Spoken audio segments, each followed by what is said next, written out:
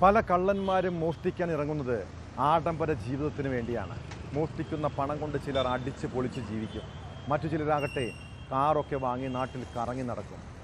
ഒറ്റപ്പാലം സ്വദേശി അബൂബക്കർ കവർച്ചാ പണം കൊണ്ട് ഒരു കാറ് വാങ്ങി.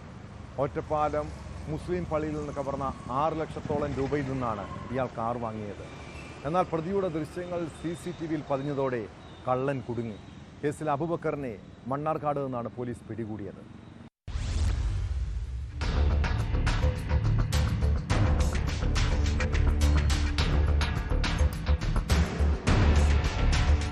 കേസിൽ അറസ്റ്റിലായ ഒറ്റപ്പാലം സ്വദേശി അബൂബക്കർ കാറുമായി അട്ടപ്പാടിയിലേക്ക് സുഹൃത്തിനെ കാണാൻ പോകുന്നതിനിടെയാണ് മണ്ണാർക്കാട്ട് നിന്ന് പിടിയിലായത്. കാറിന്റെ ഡിക്കിയിൽ ബാഗിൽ സൂക്ഷിച്ച നിലയിൽ 2.85 ലക്ഷം രൂപയും പോലീസ് കണ്ടെത്തി.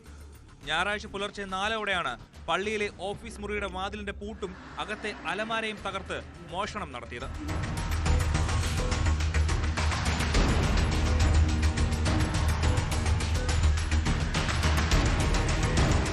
അലമാരയ്ക്കുള്ളിൽ ബാഗിൽ സൂക്ഷിച്ചിരുന്ന 6 ലക്ഷത്തോളം രൂപ കവർച്ച ചെയ്യപ്പെട്ടെന്നാണ് പരാതി.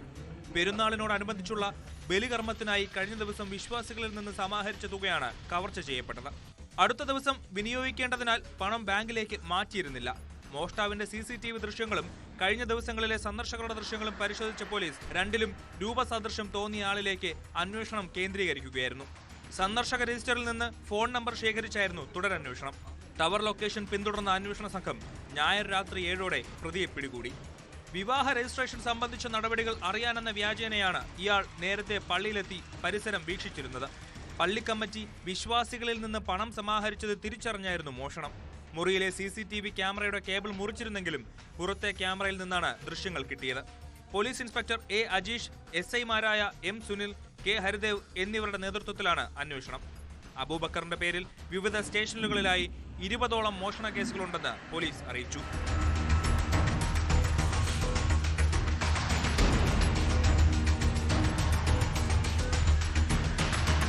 News 18 പാലക്കാട്.